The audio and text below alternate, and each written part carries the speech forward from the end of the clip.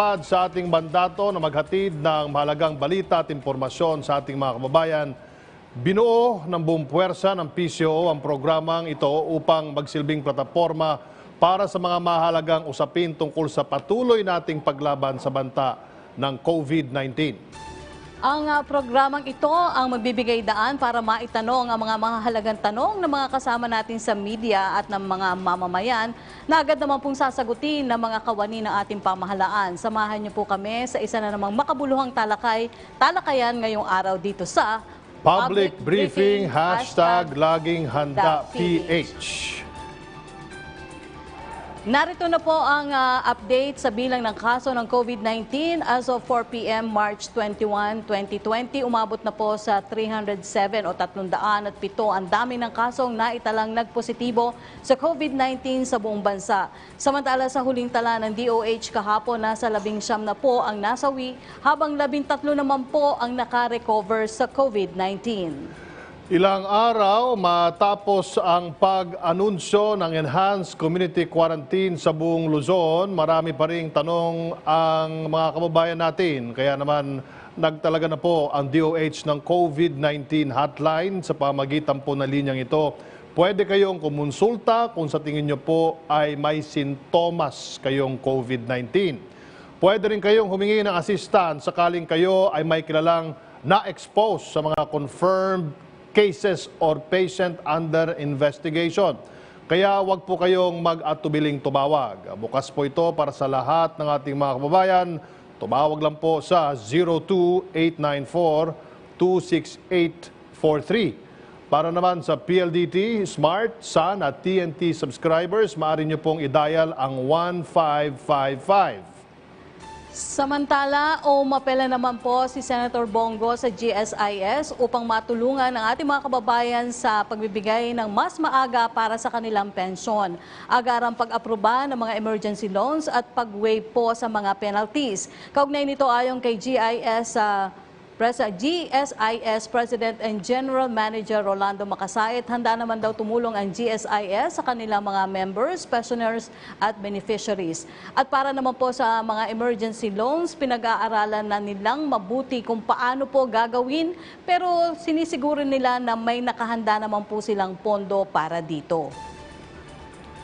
Ngayon po naman mga kababayan ay nais lang po natin magbigay din ng update sa inyo sa mga pangyayari dyan po sa Italy kung saan naungusan na overtake na ng Italy ay yung kaso dun sa China. So far, ang coronavirus cases dyan po sa Italy ay nasa 53,578. Ang mga patay ay nasa 4,825. Yung naka-recover po ay 6,072. Ang populasyon po ng Italy, base dun sa 2019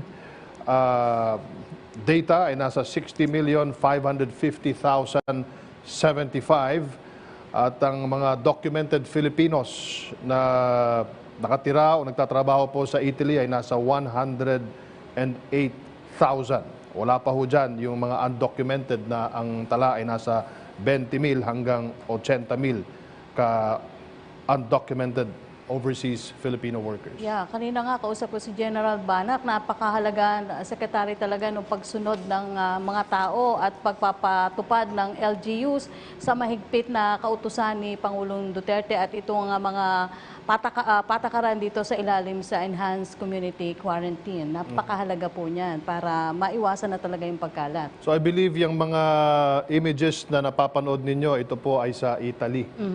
Siguro marami na rin kayong nakita sa social media, nanggaling po sa mga bona fide media agencies sa Italy. Ganun po kaseryoso ang problema ng COVID-19. Marami pa po tayong mga kababayan na pasaway. Marami pa rin po ang hindi sumusunod. Hindi sinuseryoso yung napakalaking banta nitong COVID-19 sa bansa. Yan. So, kaugnay pa rin sa mga social media news. Meron po tayong social media team sa Presidential Communications Operations Office. Kaya ngayon naman po ay upang talakayin ang bagong website para sa COVID-related updates at Facebook page ng Laging Handa, makakasama natin na ating mga guests mula po sa Presidential Communications Operations Office na sina Bureau of Communication Services Director Princess Pebbles Duque. Siya yung laging handa queen talaga eh. PCOO Chief Brand Integrator Assistant Secretary Ramon Kualoping III. Magandang araw po sa inyo. So, pag-usapan natin muna, Pebbles. Pebbles. Tawag ko kay Princess Pebbles. Pebbles. Pag-usapan natin itong covid19.gov.ph. Ano po ang aasahan ng ating publiko dito sa ating kaka-launch lang na website? Bali, Secretary Martin, gusto kong bumate. Magandang umaga po at maayong buntag sa inyong tanan. First of all po, ang layunin po ng website po ng covid19.gov.ph ay dalawa. Una, ito ay magsisilbing information or kung saan lahat po ng impormasyon ng mga hakbang ng gobyerno ay naandito na and all access na po lahat ng ating mga kababayan dito sa website na to.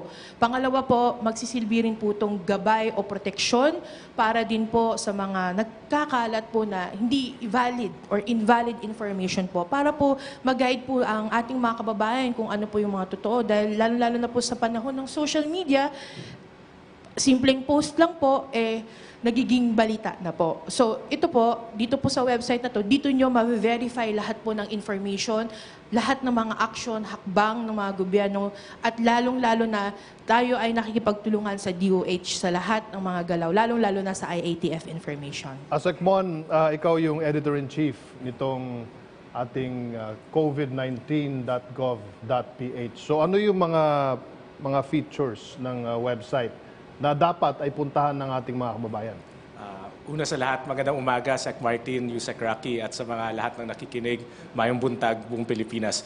Ang covid19.gov.ph po, isang proyekto ng PCOO. Kasi naiintindihan ng PCOO in times like this, in crisis, napaka-importante ho ng tamang impormasyon. Impormasyon na mailahad sa publiko para at least maallay yung panic, magkaroon ng tamang impormasyon na dapat malaman ng lahat. So, nandun ho sa website, una ho, na-aggregated ho lahat ng verified news sources na galing sa gobyerno, sa Philippine News Agency, sa Philippine Information Agency, sa PTV at Radio Pilipinas. Kasama na rin ho ang mga data, mga circulars, mga memos, galing ho sa mga iba't ibang kawani ng departamento ng gobyerno. DOH, DILG, DICT, DOTR, PNP, lahat ho ng mga frontliners sa COVID-19 crisis. Andyan din ho ang isang corner sa ating website para i-dismiss yung disinformation. Kasi ho, nagkalat ang mga fake news.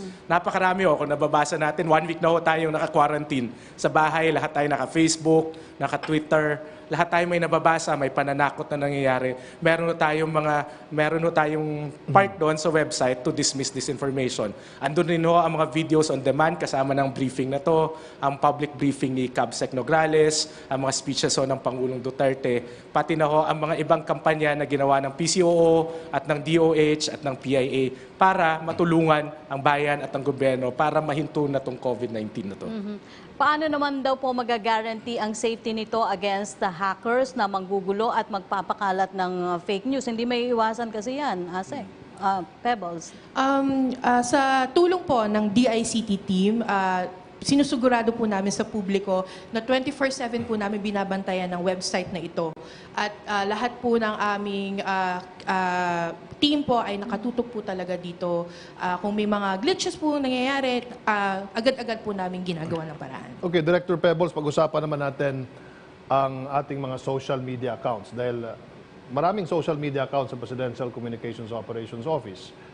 Ano dito yung ating dapat sundan pagdating sa mga COVID-19 na balita?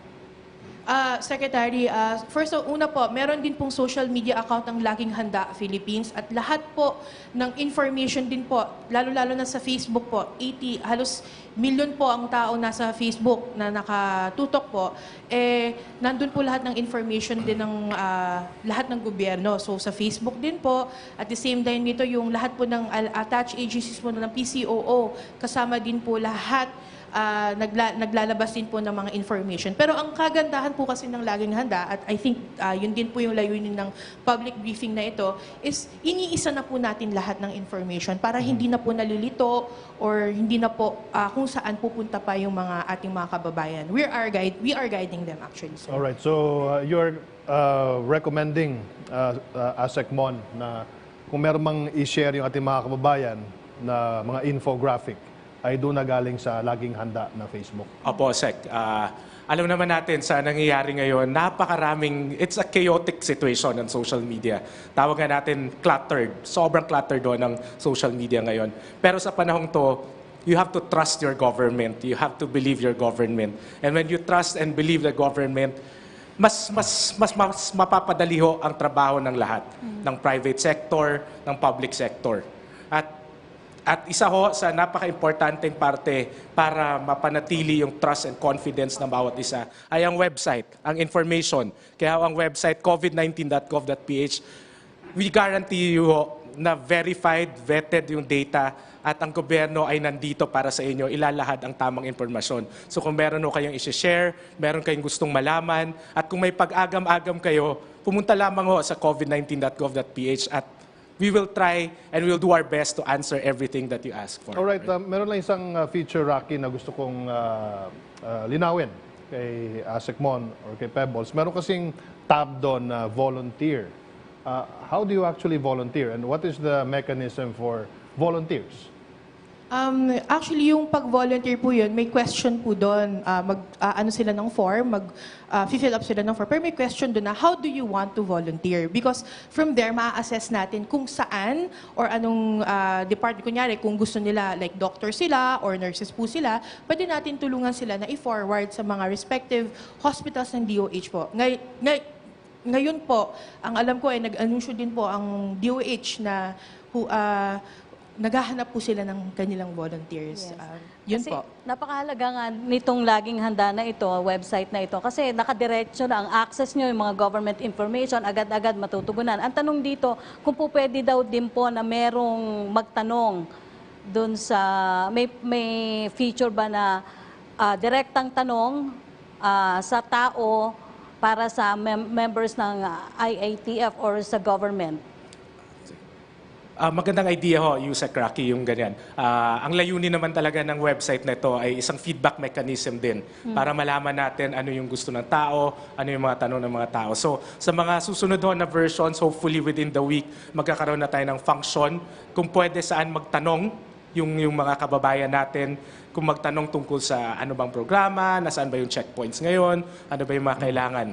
So, or yung siguro direction, you direct the viewers to the hotline. yes. Kasi merong hotline ng DOH na ginawa. So I think the hotline would suffice as long as meron lang direction because kasi kanya-kanyang responsibility ang ginagawa natin.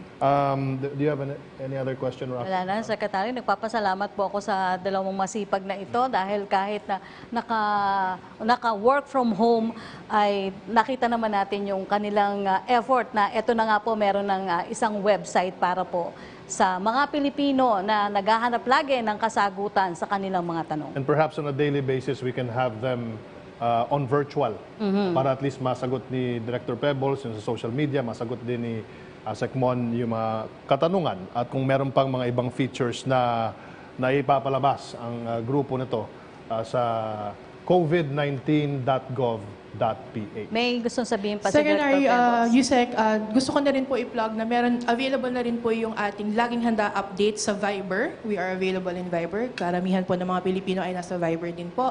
Pangalawa po, meron pa rin po tayong Instagram at Twitter account din po. So please follow Laging Handa Philippines. Yun lang po. Okay, salamat. Right. Thank you.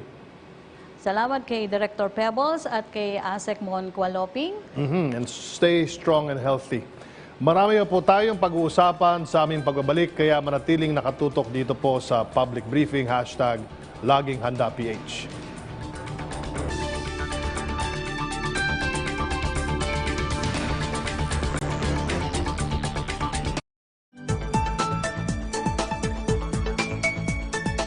You know the only reason why you can impose these quarantine restrictions and impose it on everyone passing your areas is because the national government is allowing you to do so.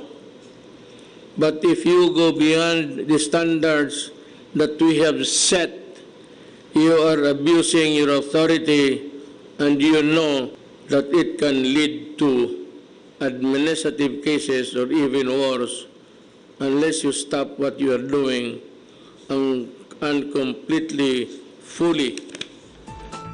Basta't sama-sama at laging handa. Kaya natin to.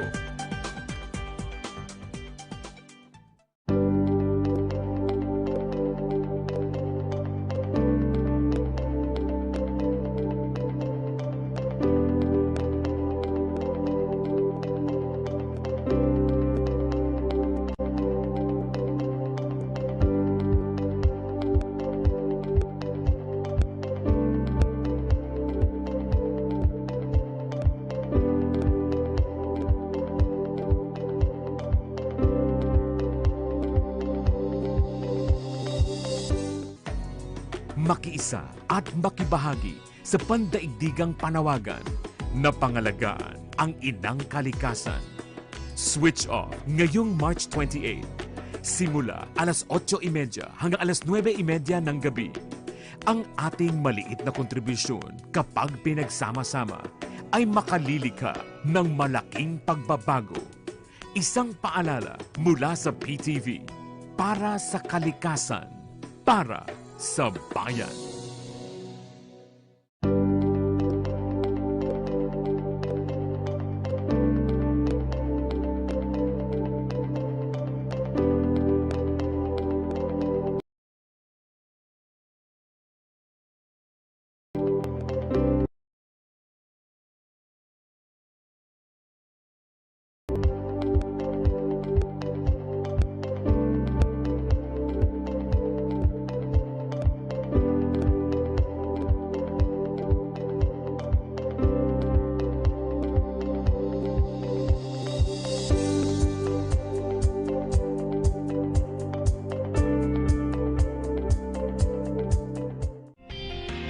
Sa likod ng isang progresibong bansa ay mayroong mga matulungin, masigasig, mapagkalinga, at malakas na kababaihan. Kayo ang sandigan at kayamanan ng ating inang bayan. Saludo ang PTV sa lahat ng mga Pilipina ngayong National Women's Month.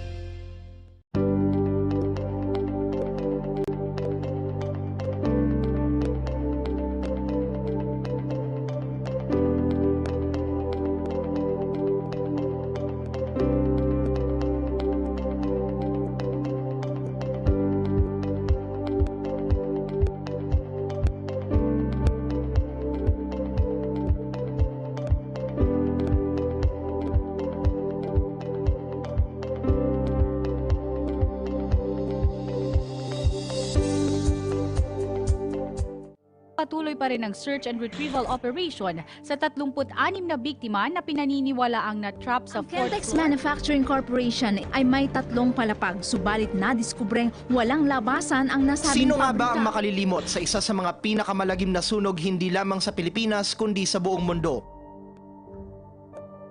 Napakaraming pangarap, ari-arian, at buhay ang naaabo dahil sa sunog. Ngunit sa tamang pag-iingat, ang trahedya ay kaya nating iwasan.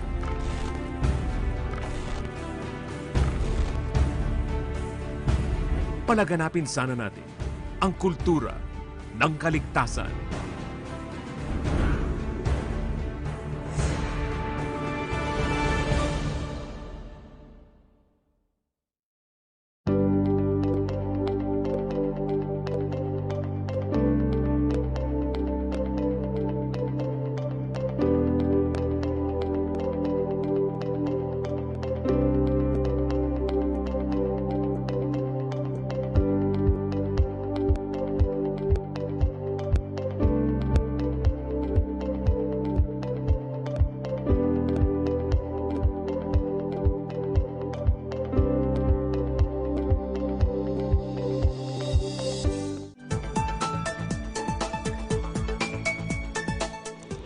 In the coming days, we will need the help of the LGUs more and more. So I want to make this clear early on. Let us work together to implement this quarantine, and it should all begin with the LGUs making sure that your actions are consistent with the national directive. Basta't sama-sama at laging handa. Kaya natin to!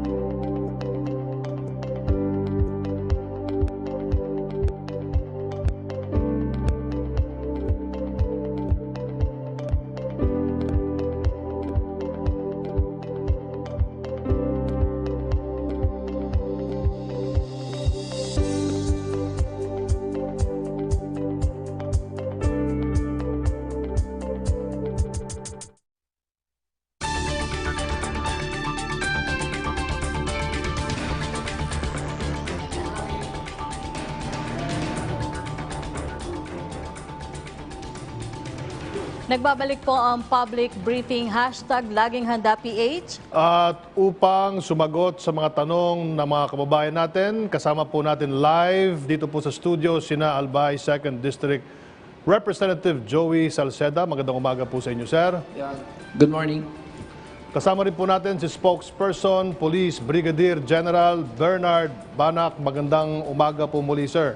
Magandang umaga po sa Sec Martin at Sec Rocky. Magandang umaga po. At si Philippine Coast Guard Civil Relations Service Acting Deputy Chief Commodore Armando Balilo. Magandang umaga, classmate. Sir, classmate, magandang umaga, Yusek Rocky. Congressman Salceda. Sir Banak, sir, magandang umaga po. At maya-maya, makakausap po natin via phone patch si DOH Undersecretary Rosario Vergere. Rocky. Mula naman po sa iba't ibang sangay ng PCOO, makakasama rin natin sa pagbibigay ng pinakahuling ulat sina Alexa Tinsay ng Philippine Information Agency, si Dennis Principe ng Philippine Broadcasting Service, si Rodi Ray Salas mula sa PTV Davao, at PTV correspondent Karen Villanda mula po sa Mandaluyong. At ngayon naman, simulan na po natin ang ating mga questions. Kailangan natin maitanong sa ating mga guests today. Para po kay Congressman Joey Salceda. Sir, ano po yung current status ng Albay matapos magdeklara ng state of calamity ang ating Pangulo?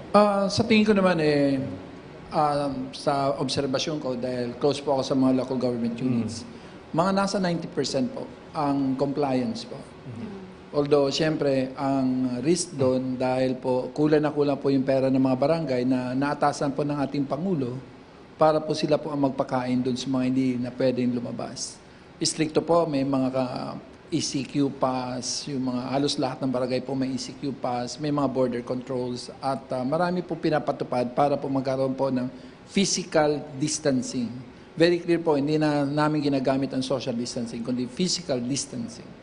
Maganda yan para mas maintindihan din. Yes, physical distancing. Very literal. Rocky. Yes, naka-hook up po ang DCWB sa atin at GMA News TV. Salamat kay Tuesday New. Ano kasama rin yung mga kapisanan ng broadcaster ng Pilipinas, member stations ay naka-hook up din sa atin. Okay. Si Representative Salceda, economic forecast. Ano po yung nakikita ninyong magiging epekto ng krisis na COVID-19 na dala nito sa ating ekonomiya na boss?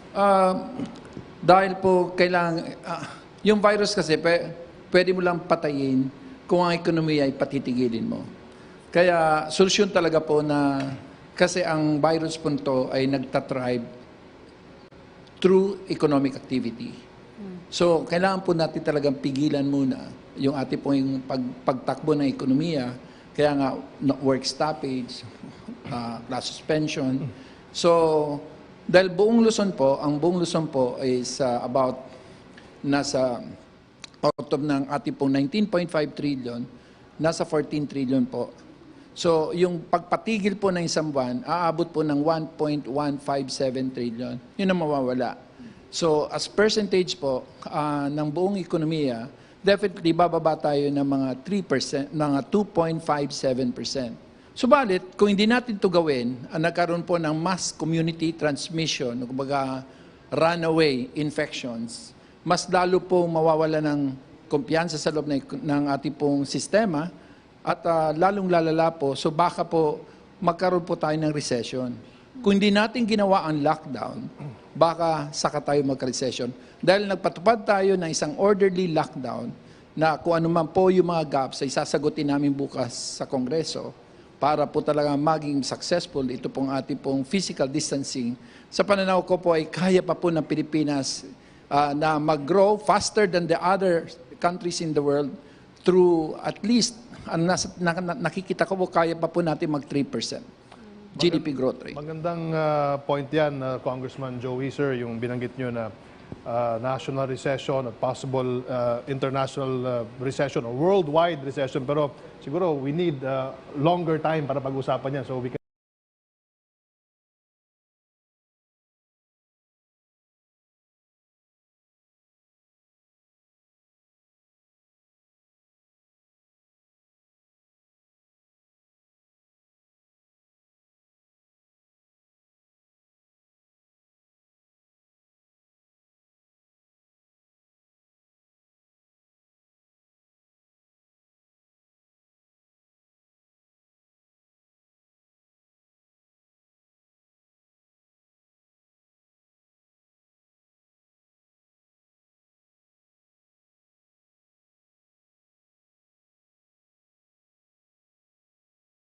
Pilipinas na mag-grow faster than the other countries in the world through at least, nakikita ko po kaya pa po natin mag 3% GDP growth rate. Magandang point yan, Congressman Joey, sir, yung binanggit nyo na national recession at possible international recession.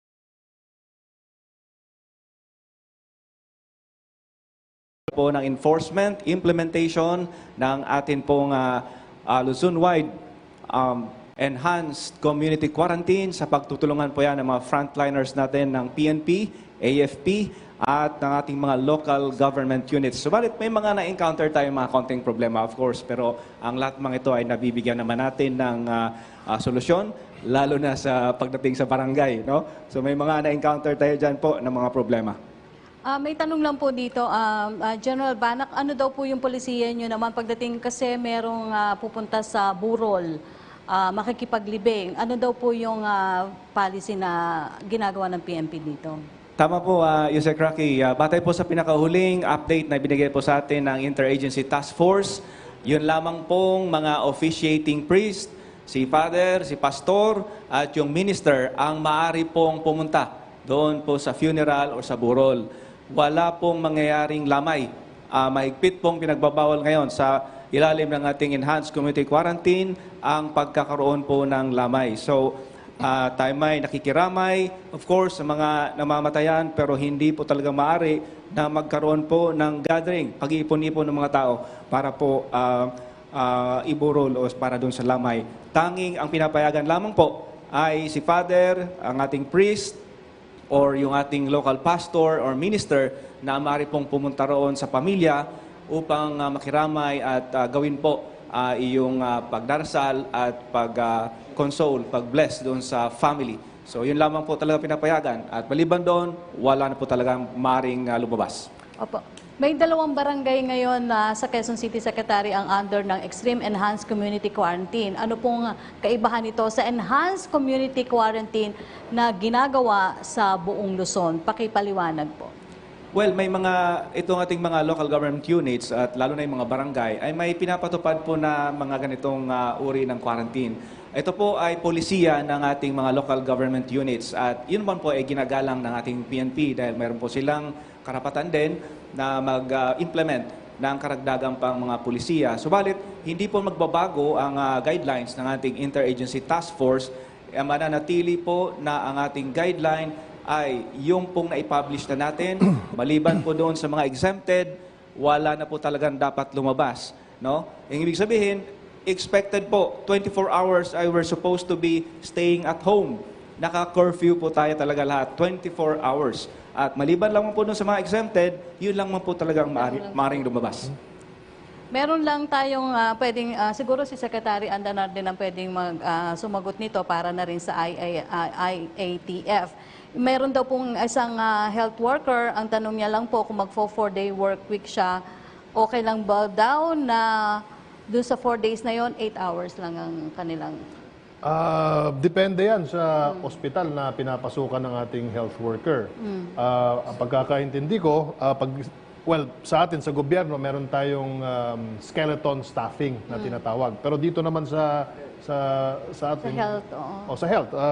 Pero dito naman sa ating mga frontliners tulad po ng ating mga nurses, mga doktor, ay nasa kanilang amo po yan, nasa ospital yan. Dapat sa ngayon ay meron ng direktiba na naibigay sa inyo ang ating mga private hospitals or mga clinics kung ano dapat ang inyong schedule. Dumako naman tayo ngayon, Rocky, sa ating Philippine Coast Guard, kay Commodore Balilo. Sir, ano po ba ang inyong inihandang maritime contingency plan para malabanan o maiwasan itong pagkalat ng COVID-19? Sec. Martin, ang Philippine Coast Guard po kasama ng Philippine National Police Maritime Group, kasama po ng Philippine Navy ay naatasan po na magpatupad ng mga checkpoints sa lahat ng mga katubigan dito sa Pilipinas at sa mga ports. Kung ano po yung pinapatupad ng PNP at ng AFP dito sa lupa, yun naman po ang ginagawa ng Philippine Coast Guard, ng Maritime Group, tsaka ng Navy sa lahat po ng ating mga puerto at sa lahat ng mga waterways inland sa buong kapuluan. In fact, dito po sa Pilipinas, baka hindi nyo po nakikita, may mga checkpoints din po na ginagawa yung Coast Guard. Pagka may mga dumarating na mga bangka na galing sa laot, mga cargo vessel na amin pong ini-examine yung mga tripulante bago po payagan na bumaba dun sa lupa. Chine-check po yung kanilang health condition, yung temperature, nakakalat po yung mga tauhan natin dito from Nabotas, South Harbor, North Harbor, waterways yung sa inland dito sa Pasig River, maging doon din po sa Laguna de Bay. Yan din po ang ginagawa ng mga kababayan natin, ng mga Coast Guard natin sa iba-ibang probinsya. Sinisigurado din po ng Philippine Coast Guard, batay na rin po dun sa directive ni Admiral Joel Garcia, ng Commandant ng Philippine Coast Guard, na tiyakin na hindi maaantala ang lahat ng cargo vessel na nagdi-deliver ng mga supplies, mga provisions, mga fuel, sa lahat po ng port sa buong Pilipinas. Nagkipagtulungan po tayo sa mga mayors, sa mga governors, at pinatutupad po natin yung guidance ng task force na unimpeded flow ng lahat ng cargo vessels at lahat ng provisions para po sa ating mga kababayan. Opo. Ano po daw ang mga hakbang na ginagawa ng Philippine Coast Guard para po makatulong sa ating mga kababayan, lalo na sa frontline health workers sa mga panahong ito? Ay, actually po, meron pong dito po sa Metro Manila, yung mga bases po ng Philippine Coast Guard ay nagtatransport ng mga health workers kasama po ng DOTR. Yung mga yung mga maliliit po naming sasakyan, nakakatanggap po kami ng mga mensahe mula sa kababayan natin na yung mga out of route ay sinusundo pa rin namin, tsaka yung may mga sakit. In fact, may mga chemotherapy patients, merong mga for dialysis, pinapasundo pa rin natin. Ganun din po yung ginagawa ng ating mga small boat operators na mga Coast Guard na pagka po may kailangang itawid sa dagat na may mga sakit at mga health workers, ginagawa po natin yan. Yan po ang directive ng headquarters ni Admiral Garcia sa lahat ng mga Coast Guard personnel na may mga floating assets na kung merong pangangailangan yung mga kababayan natin, lalo na po yung mga health workers, at kailangan itawid sa dagat, itawid sa ilog, gawin pong available ang ating mga kagamitan. Maraming salamat, Commodore Balilo. Balikan ka namin maya-maya lamang. Samantala, para magbigay sa atin ng latest update, narito po si PTV correspondent Karen Villanda mula sa Mandaluyong. Karen.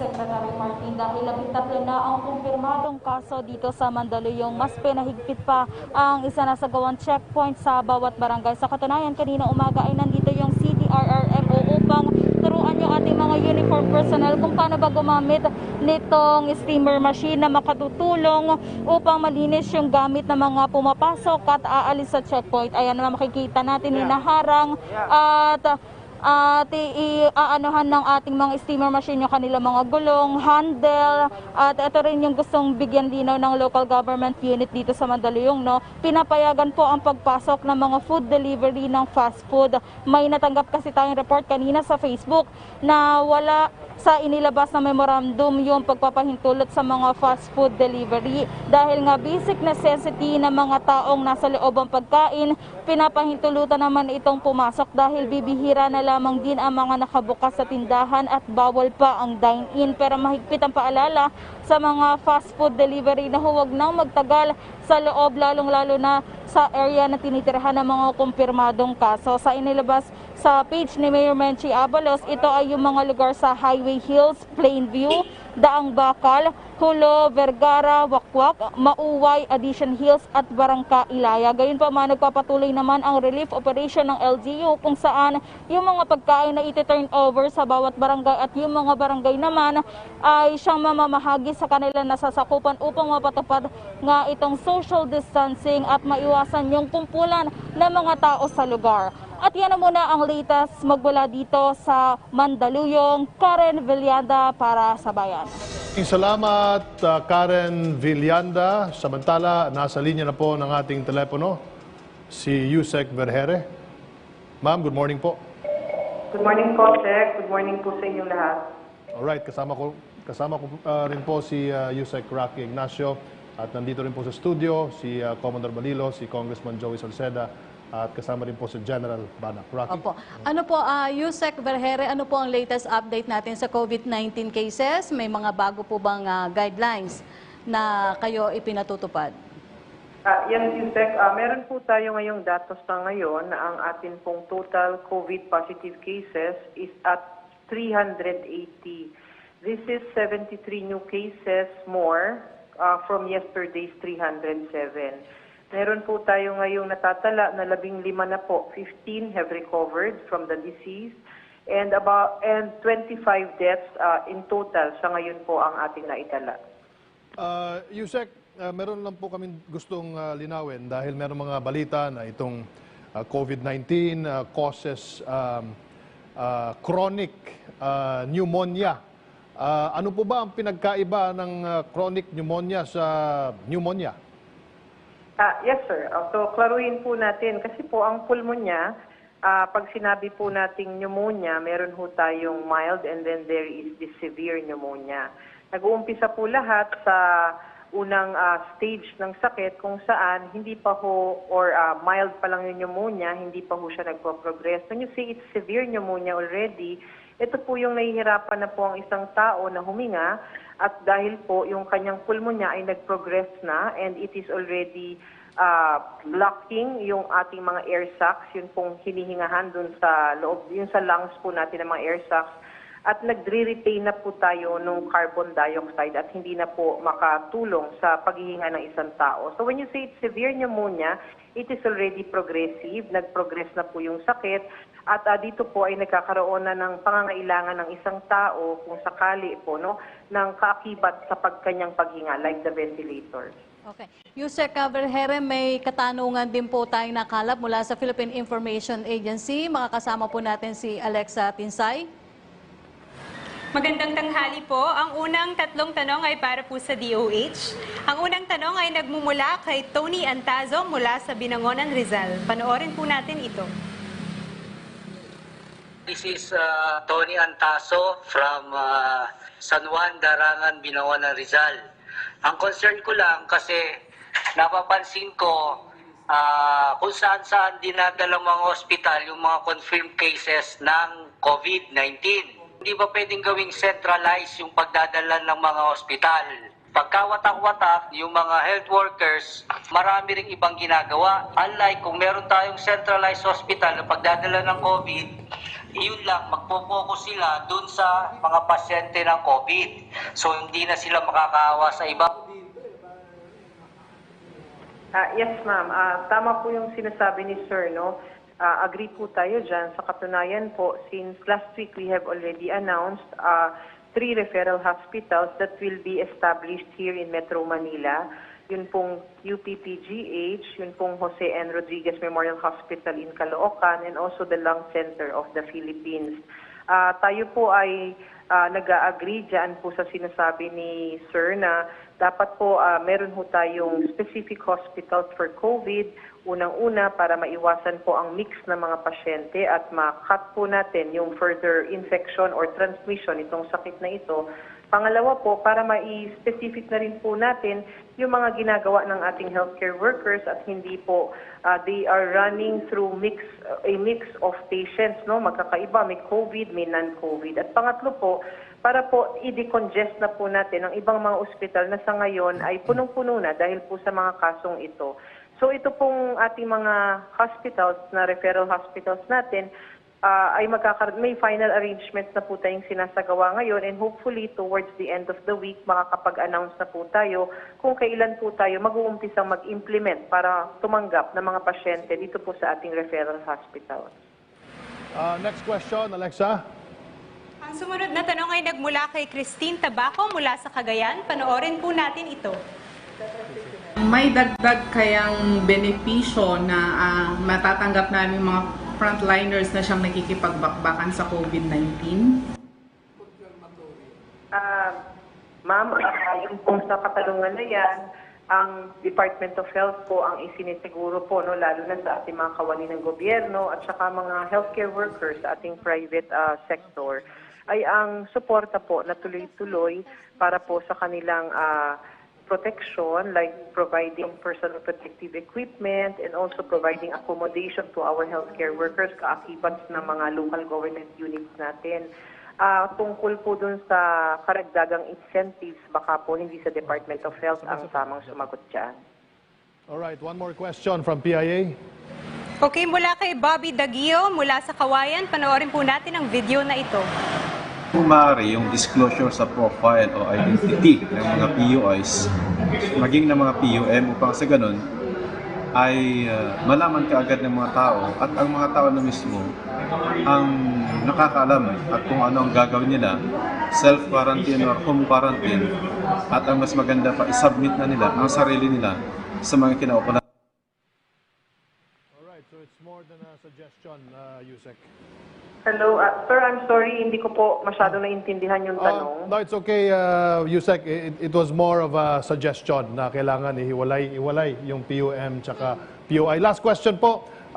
Linawin lang po natin, Yusek, kumusta na po si Secretary Duque? Yes, sir. Gusto lang ho nating ipabatid sa ating sambayanan na si Secretary Duque po ay nasa maayos na kondisyon. Siya po ay nagtatrabaho pa rin, kakakausap lang po namin sa kanya. At lumabas na po kagabi ang kanyang resulta para sa COVID-19 test kung saan ito po ay negatibo. Alright. Maraming salamat po sa inyong panahon, Undersecretary Vergere. You keep strong and you remain healthy, ma'am. Salamat po. Thank you very much po. Samantala, dumako naman tayo sa pinakauling ulat mula sa iba't ibang lalawigan sa bansa, mula sa Philippine Broadcasting Service. Makasama po natin si Dennis Principe. Salamat Sec Martin, Yusek Rocky, at gaya nga po na nabanggitin nyo, ay patuloy po ang ating pag-ikot sa mga probinsya para malaman po natin first hand ang mga kaganapan, hinaing at sitwasyon ng bawat probinsya. Isa na po dyan ay itong Lucena na kung saan social distancing sa Lucena Public Market halos hindi pa rin nasusunod. Ang report hatid ni Tom Alvarez. Radyo Pilipinas report. Magandang umaga, Tom. Magandang umaga, Secretary Martin at Yusek Rocky. Pinuntahan nga po kaninang umaga ng Radyo Pilipinas Lucena ang iba't ibang sulok dito sa Luzon at dalawa sa pinakamalaking simbahan ng mga Katoliko at kaanib na Iglesia ni Cristo sa lungsod ng Lucena na karaniwang napupuno ng mga mananampalataya tuwing linggo ay ilan-ilan lamang yung napansin natin na sumisimba. At tungkol naman po sa social distancing, sa kabila po ng patuloy na pag-remind ng mga authorities sa pamamagitan ng kanilang mga Facebook page at yung mga announcement at advisories, ay dito po sa Lucena Public Market ay halos hindi pa rin nasusunod ang social distancing. Kaya nga po, kinuha natin ng litrato ang nasabing Lucena Public Market at makikita po natin na halos magkakalapit-lapit lamang yung mga tao sa pagbili ng kanilang mga pangangailangan at basic needs. At maging sa isang pharmacy doon, ay makita po natin na magkakalapit lamang yung mga tao. So yung social distancing po, despite the yung pag-remind po ng mga authorities, ay hindi po nasusunod dito sa lugar na ito. Yan, mula po sa lungsod ng Lucena, Tom Alvarez para sa Laging Handa, Radyo Pilipinas, Lucena. Alright, maraming salamat Tom at akit naman tayo sa bandang norte na kung saan bentahe ng gulay sa Pangasinan Agri-Pinoy Trading Center matumal dahil pahirapang pagbiyahe nang dahil na rin sa umiiral na enhanced community quarantine. Mula Tayog, Pangasinan, may report si Grace Acuar. Radyo Pilipinas, report. Yes, Grace. Matumal, yes, kasamang Dennis, matumal ang bintahan ng gulay ang nararanasan ng ilang tindera dahil pahirapan ang pagbiyahe ng supply ng gulay mula sa ibang probinsya at dahil na rin sa ipinairal na enhanced community quarantine sa buong Luzon. Ayon kay Eduardo Glor, Pangulo ng Pangasinan Agri-Pinoy Trading Vegetable Traders Association sa Urdaneta City, hindi pa alam ng otoridad kung hanggang kailan tatagal ang mataas na presyohan ng gulay. Dumadaing na ang ilang tindera dahil ang ilang nilang paninda gaya ng kamatis ay nabubulok na kaya't pinipili na lang nila rito ang pwede pang ibenta. Aniya ang mga buyer mula Maynila ay nakakaranas ng pahirapan ng pagbiyahe sa lalawigan para mamili ng gulay. Naging mabagal din ang dating ng gulay dahil hindi alam kung saan kukuha ng certificate at kung ano ang mga dapat ipakita sa checkpoints. Kaya sa ngayon ay kanya-kanyang diskarte ang mga tindera para maibenta ang kanilang kalakal. Samantala tumaas ng halos 50% karamihan ang bintahan ng gulay sa Pangasinan Agri-Pinoy Trading Center dahil sa pahirapan nga ang pagbiyahe. Pumalo na sa 40 pesos ang presyo kada kilo ng ampalaya mula sa dating 25 to 30 pesos per kilo. Doble rin ang tinaas ng kada kilo ng okra mula 15 pesos per kilo ay 30 pesos per kilo, habang talong ay 40 pesos per kilo mula sa dating 25 pesos per kilo. Samantala, wala namang problema ang supply ng highland vegetables mula sa Benguet sa Pangasinan Agri-Pinoy Trading Center kahit naman pinapatupad ang enhanced community quarantine. Manipod, Tayug, Pangasinan, Grace Acuar, Radyo Pilipinas. At yan ang mga latest na balitang nakalap ng ating mga reporters dito po sa Radyo Pilipinas Uno. Balik sa inyo, Yusek Rocky at Secretary Martin. Okay, salamat sa iyo, Dennis Principe. Puntahan naman natin ang ating kasamahan na si Rodi Ray Salas, live mula sa PTV Davao.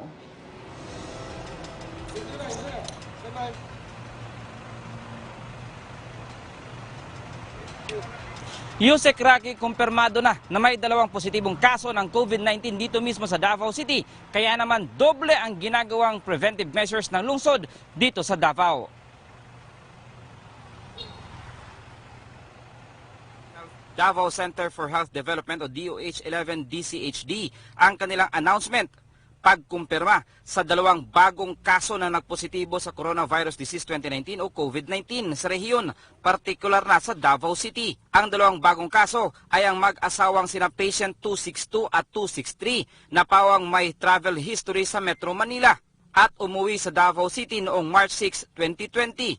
Ayon naman sa DOH, asymptomatic ang mag-asawa at naka-strict home quarantine, ngunit isa sa ilalim sila sa retesting. Dahil dito, mas pinaigting naman ang lokal na pamahalaan ng lungsod ang preventive measures, gaya ng ginagawang barangay disinfection sa barangay 19-B. Gamit ang kanilang mga fire truck, sinuyod ang mga kalye ng barangay. Ang mga tao nag-iingat na, siyempre, kung sila magkakaroon, madadamay pati pamilya nila, di ba? Dapat naman kasi lahat ng tao na alam lang ganyan, may warning ang presidente, sundin natin. Hindi naman para sa isang tao lang yan, para sa lahat. Napakahigpit naman ng pinapatupad na quarantine guidelines ng lungsod. Kaya naman napakaluwang ng kalsada at mangilan-ngilan lang ang mga taong nasa labas. Ngunit may ilan ding di maiwasang maghanap buhay pa rin. Kailangan talaga sir na kahit konti, yung pangkain lang. Kasi wala naman kaming pundo na pera sa pang-araw-araw. Kailangan magtinda kahit konti. Kahit natakot tayo sir, pero paano na silang pang-araw-araw namin? Wala kaming pangkuha ng panggastos namin. Hanggang anong oras kayo dito? Ay sa curfew namin sir, alas 6 uwi na kami. Sa ngayon patuloy ang mahigpit na quarantine checkpoint sa buong lungsod ng Davao.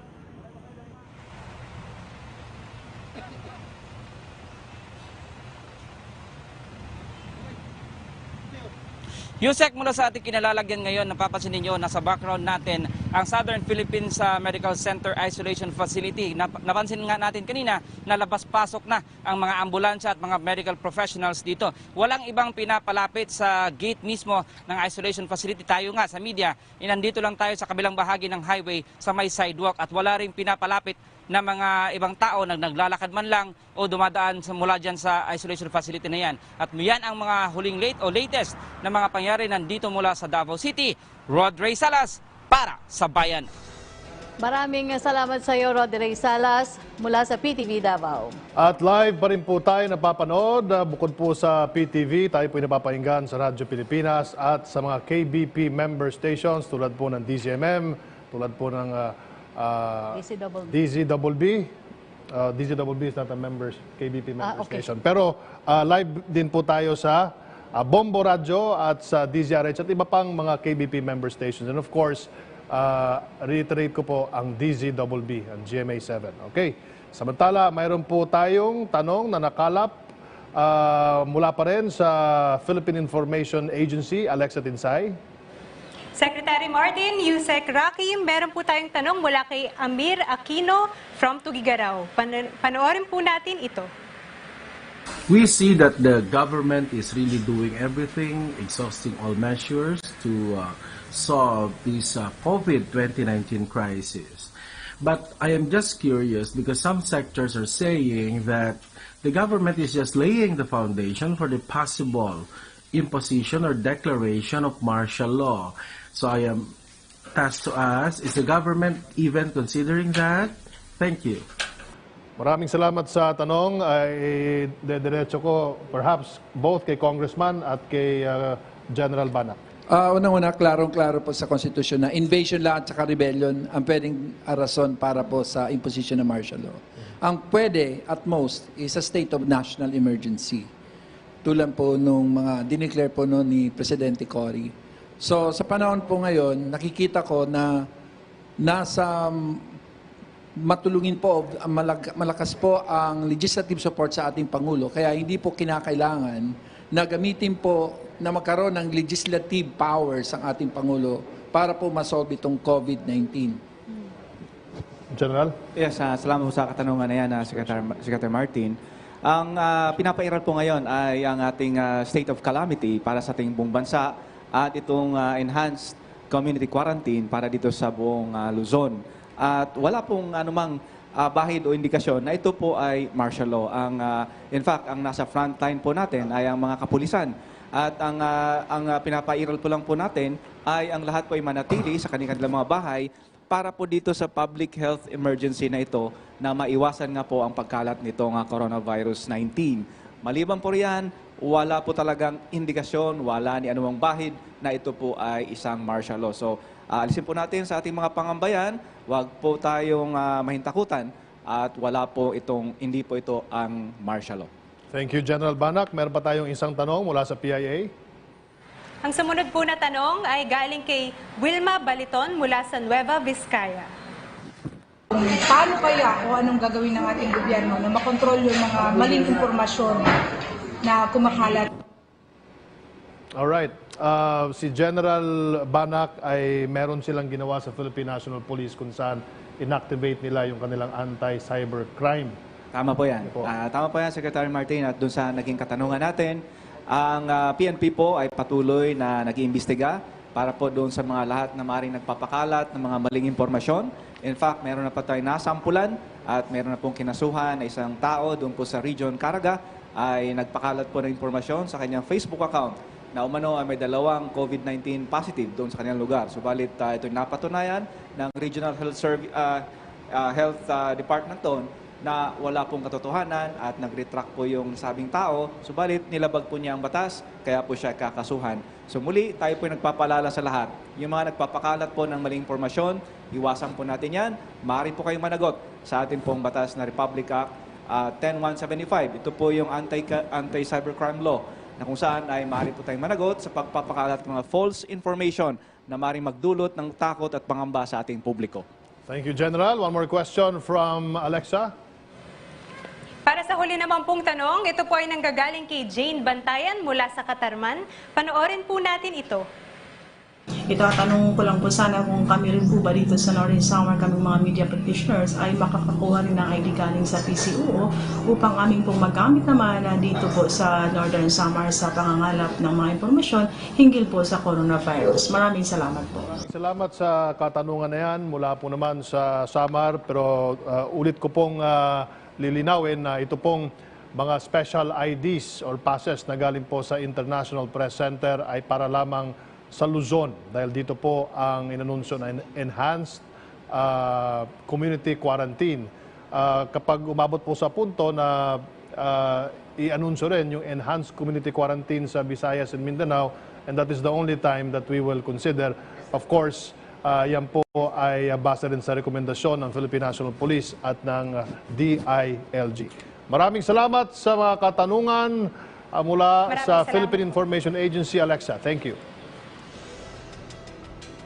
Alright, meron lang akong gustong itanong kay Commodore Balilo. Sir, classmate, meron nagtanong dito kasi very strict yung Philippine Coast Guard. Nabanggit nyo na nationwide.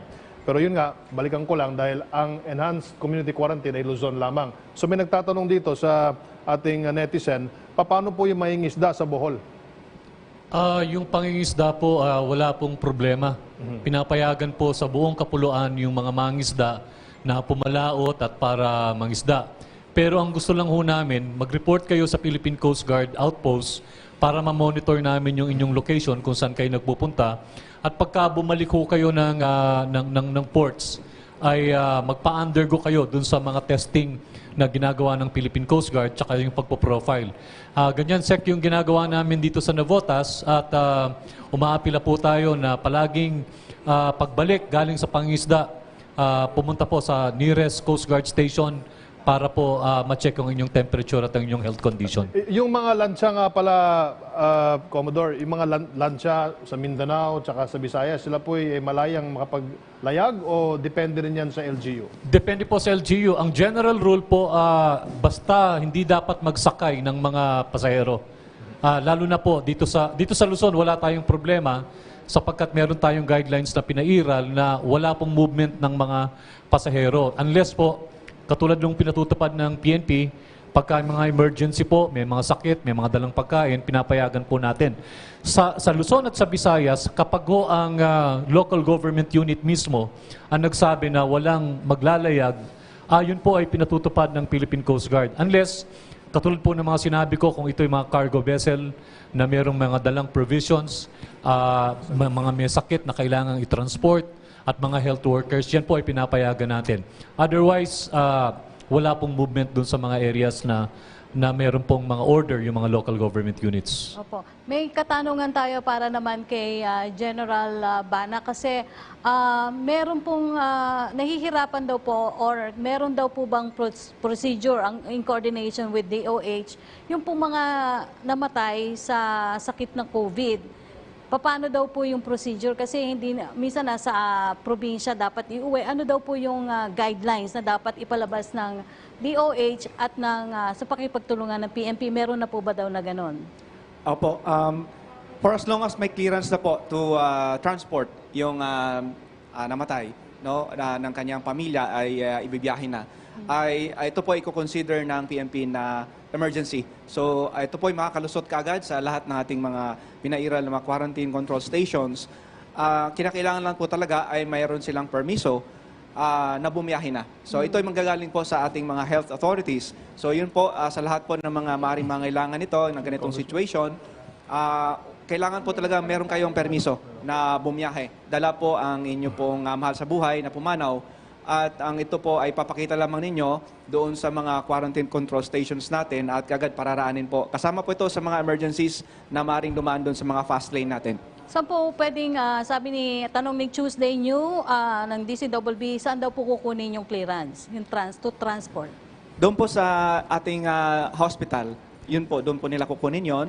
At ang ating local health authorities ay magbibigay din ng kanilang permit dahil meron din pong polisiya na pinaiiral riyan ang lahat nating mga local government units na kung tayo po ay magta-transport ng ating pong mahal sa buhay na pumanaw, yung cadaver, ay mangailangan po yan ng kaukulang local government unit permit. So, kinakailangan po, lahat ng mga yan ay masecure ninyo para po hindi na kayo mantala doon sa inyo pong pagbiyahe. Kung sakali mang iuwi ito sa inyong probinsya o sa karatig na lalawigan. Alright, para naman kay Congressman Joey. Sir, matagal po kayong naging gobernador sa Bicol. At nakita ko yung inyong responde during the time na nag-alboruto yung Mayon, and very orderly. In fact, you were given a round of applause by everyone. Pero ito po, sir, no? Ngayon na meron din tayong crisis at meron din tayong meron tayong isang problema dahil kung kayo nakaka-responde, halimbawa sa mga barangay, pero ngayon meron tayong social distancing. How would you imagine a local government unit, for example, distributing food doon po sa mga barangay na hindi po magkagulo? Dahil yun po yung nangyayari ngayon sa marami sa ating mga barangay. Sa Metro Manila pa lang, hindi pa natin napapanood kung ano nangyayari sa ibang mga probinsya. Sa initial po na mga 2 to 3 days, sa ngayon kasi mas gusto na i-address yan as it is happening, no? Mukhang napoprovide pa naman initially ng savings ng family. And then, sa ngayon, mga araw na to, nagsisimula na po mag-deliver yung barangay and then, of course, yung LGU, then hopefully the province and DSWD. Pero I think after 1 week, or let's say next week, I think nagkakaroon na po na exhaustion ng community na masasabi natin community savings para po masustain. So kailangan talaga na pumasok na po ang national government. Would that be part of your recommendation? Bukas sa inyong... po. Kasi ang nangyari po, napakaganda po ginawa ng ating Pangulo. Inayos talaga po natin yung food supply chain. Ang linis-linis po. Kung yung dati po nagre-reklamo kay General Banak, sabi ko, 45 checkpoints from NCR up to Matnog. Ngayon po, dahil po sa isang rule ng IATF, na basang truck, padaanin kahit anong laman. Sabi nga ni Banak, pati patay, no? So, ngayon po, ang kailangan na po ngayon, yung mismo mga tao, kasi binibigyan sila ng oras para lumabas, yung isang tao, may 3 hours every other day, na pwede po siya lumabas. So, importante na po ngayon yung financial support. So, ang binabalak po talaga ng ating administrasyon, ng ating Pangulo, na mabigyan ang halos 17.9 million Filipinos ng 8,000 for this month para po masustain nila yung kanila pong requirements para sa pagkain. Ang mga priority po ay mga, babasahin ko lang po yung plano, ay mga vendors, tricycle drivers, jeepney drivers. Tapos, doon naman sa kabila po, magbibigay po tayo ng mga hazard pay, lalong-lalo na sa mga pinayagan po magtrabaho habang nandito po itong ating pong threat o peligro. So, para po sa ating mga frontliners, para ito yung 9/11 Fund for Frontliners, na meron po na pondo para po, alam ko, pagod na po itong mga itong nasa magkatabi ko eh. Yung kanilang mga tao, kailangan na po ng force preservation. And the only way to preserve that is to incentivize their performance, especially out there, na nakaharap po sila talaga sa isang kalaban na walang mukha, na may pangalan lang. So, I think the Congress tomorrow will essentially approve just one sentence, allowing the President to realign almost 275 billion na masabi natin na mamobilize. And essentially po, ang unang dalawa po ang paggagamitan nito. Unang-una, para po masustain ang sinasabi nating quarantine. Lalong-lalo po yung survival ng mga families. Unahin natin po yung mga hindi natin pinatrabaho. Halimbawa, yung DOLE ngayon nagbibigay ng 5,000 pero hanggang 250,000 lang. So ngayon, ipapaloob na po yung camp na ginagawa ng DOLE. Magiging 8,000 lahat po ng mga minimum wage earners. So ini-imagine natin na 73% of all families, if you have any of these conditions, one, you are a minimum wage earner, not allowed to go to work. Second, you are tricycle drivers, prevented from plying your route. Jeepney drivers. Yung lahat po na hindi natin pinatrabaho. Pati mga farmers, na hindi natin yung mga hindi po natin pinatrabaho. So halos ang hindi lang bibigyan si Ayala. Nito pong pondon to. 73.6% or 17.98 million units of assistance at 8,000 each.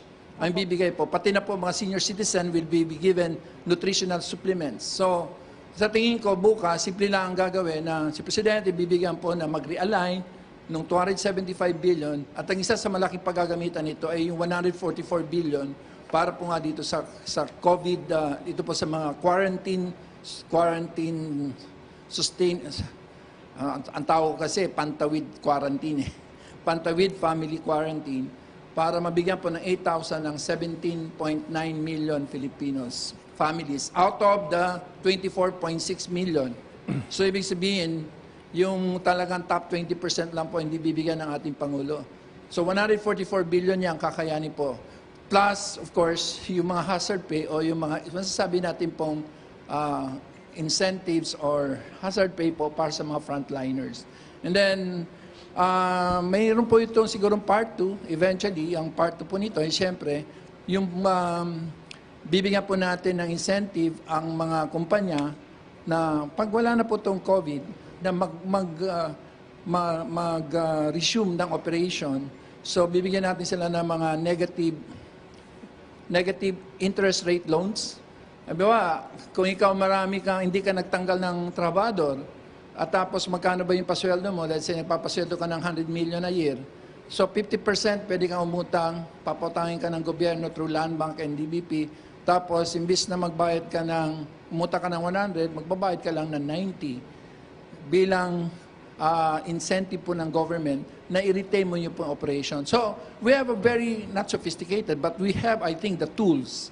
And sa tingin ko, the array of policy tools of the Duterte administration, given po yung mga structural reforms na ginawa po ng ating Pangulo, give us that ability to use this policy tool, unlike before, na hindi mo ma-imagine na magpapautang yung government, halimbawa kay San Miguel. San Miguel, huwag ka magtanggal ng kahit isang tao. Pero pwede kang umutang sa amin up to 50% of all your wages with negative interest rates. So, kung ang interest ngayon, baka, di ba, pag umagutang ka, magbabayad ka pa ng 5% interest rate. Dito, national government say, kami magbabayad ng interest rate at meron ka pang discount. So, I think this will be one of the biggest policy tool in the FARC. So, yun po. Pero bukas, I'm sure na magkakaroon kami ng quorum. Namimili ako kasi nag-zoom na ako eh. So baka we can, may base po dun sa aming pong Viber group, mga 200, we can easily come up with 260 there. I think the congressmen are all patriotic. And we'll ensure that there will be a quorum tomorrow. And of the 260, I think about, depende na yung kay speaker kung ilan gusto talaga niya pumunta doon, but I think we can easily muster 150 physically and 100 through the Zoom. So, hindi ko alam kung Zoom ako o physical. Opo, may tanong po si Melo Acuña kay Representative Salceda. How will the funds be isolated from graft and petty political squabbles? Everybody, basta dalawa isa lang tanong eh. Ano ka ba, hindi ka namin pinatrabaho? Nalugi ka ba dahil sa ginawa ng gobyerno? Dalawa lang po ang tanong. So, if you fall under any of these qualifications na you are a minimum wage earners, tapos hindi natin no work, so bibigyan ka ng 8,000 ng gobyerno. Mayroon kasi mas complex, tinatawag namin income replacement method. Pero sabi ko, lahat na lang bigyan ng tigi 8,000. Yung 18 million, I think that would be the policy. That's good news. That's good news. Opo, may last... And we have the capacity to do it. Ito, last question na lang po kay General Banak and kay Secretary ren. Sige. Ano daw po gagawin kapag hindi in-honor sa mga quarantine checkpoints ang mga media IDs na issued by Malacanang? And para kay, may nangyari na po bang ganon sa quarantine checkpoint natin? General Bana? Well, so far, Yusek Rocky, ang lahat ng mga kasama natin sa media ay nakakadaan naman po sa lahat ng mga quarantine control points. At ang lahat po ng ating mga pulis ay muli napaalalahanan na extended po ang privilege na makadaan sa ating mga quarantine control stations hanggang March 26. At ipakita lamang po yung inyong company ID at yung certificate ay maaari na po kayong makakadaan unimpeded at wala pong dapat ipangamba. So tuloy-tuloy lamang po ang inyong pag-cover ng inyong mga beat at ang PNP po ay tutulong sa inyo. Para pa rin kay Secretary Andanar, sa regional po daw at sa local media, saan daw po sila kukuha ng PCOO IDs at paano daw po ang proseso? Sa ngayon ay tinatapos natin yung mga IDs na ni-request po sa IPC dito sa Metro Manila at ilang mga regions. And then afterwards, we will start giving out IDs sa ating mga kababayan na, or mga kabaro na media men sa buong Luzon. And we will be activating the Philippine Information Agency desk para po dito sa mga IDs. Last question na lang. Ito, paalala. Gusto kong paalala sa publiko, General. Para doon sa mga pasaway na hindi pa rin sumusunod, yung mga nasa barangay, na lumalabas pa rin kahit bawal na lumabas, imbis na mag-home quarantine, ano po bang kaso ang pwedeng i-kaso sa kanila? Tama po yan, Secretary Martin. At dahilan po yan upang nagsample na nga tayo. Meron na pong siyam ang ating pong inaresto at sinampahan ng kaso. Dahilan nga po sa patuloy na pagiging matigas ang ulo at lumalabas pa rin. Insisting na lumabas, kaya po inaresto ng ating pulis, dinala sa presinto upang paliwanag at sasampahan ng kaso ng Revised Penal Code 151 o yung disrespect and disobedience to authorities. At doon naman po sa bahagi sa parting norte ay mahigit 100 po ang mga sinita ng ating PNP personnel dahil po sa paglabag po ng kanilang pinairal na quarantine o yung home quarantine. So muli, paalala po sa lahat, stay home, save lives, wala po dapat tayong ipangamba. Ang PNP po ay narito inyong kakampi. No? At wala pong ikatakot, wala pong helicopter na magpapaulan ng pesticide. Isa pong fake news yun, wala pong dapat ipangamba. At pinabulanan na po natin yan, wala pong katotohanan. Okay. Alright, closing remarks tayo, starting from Commodore Barilo, classmate. Ang Coast Guard po magpapatuloy sa pagsiservisyo kasama po ng PNP Maritime Group at ng Philippine Navy. Yun doon po sa mga nag-aalala doon sa mga health workers, may instruction po sa akin si Admiral Garcia na mag-assemble ng 100 nurses. May na-assemble kaming 100 nurses na kung sakali pong magkulang yung pangailangan ng mga hospitals para sa mga nurses at doctors. Willing po ang Philippine Coast Guard at ibibigay namin sa inyo yung mga nurses o mga officers ng Philippine Coast Guard para po ma-reinforce o para ma-preserve natin yung ating manpower at magkaroon ng palitan sa mga hospital. Ang sa amin ho, we stay at work for you, you stay home for us. Yun lang po. Thank you, sir. General Banak? Yes, mula po sa hanay ng ating Philippine National Police, bangunan po ni Police General Archie Francisco Gamboa, saludo po kami sa kooperasyon ng ating publiko na pinapakita ngayon at manatili po tayo sa ating mga bahay. Wala pong dapat ipangamba. Ang anyo pong PNP AFP ay nariyan upang maglingkod sa inyo at bigyan ng katiyakan. Wala pong mangyayaring anumang kaguluhan sa ating palibot. Hintayin lamang po ang mga tulong pinansyal na mga galing sa pamahalaan. At pag nag-ikot po si Chairman, ay wag po nating dambahin at kuyugin yung dalang mga relief items. Manatili po, hintayin na dumating sa inyo yung mga tulong sa inyo po. Maraming salamat po. Congressman Joey, sir.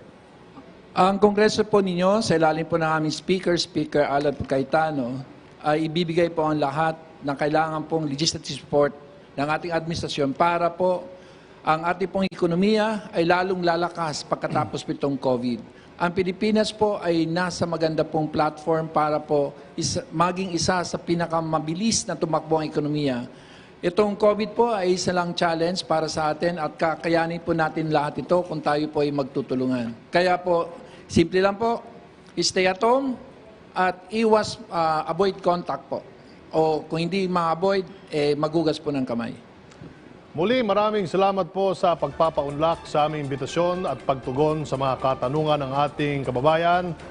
Marami na naman pong mga katanungan na nabigyan ng kasagutan, kaya naman muli maraming salamat sa mga nakasama natin ngayon dito sa studio, sina Albay 2nd District Representative Joey Salceda, PNP spokesperson Brigadier General Bernard Banac at Philippine Coast Guard Civil Relations Service Commodore Armando Balino. Pati na rin po si DOH Undersecretary Rosario Vergere na nakausap po natin via phone patch. Pilipinas, dito nagtatapos ang ating public briefing ngayong araw para sa ating mga kababayan dito sa Pilipinas at sa buong mundo.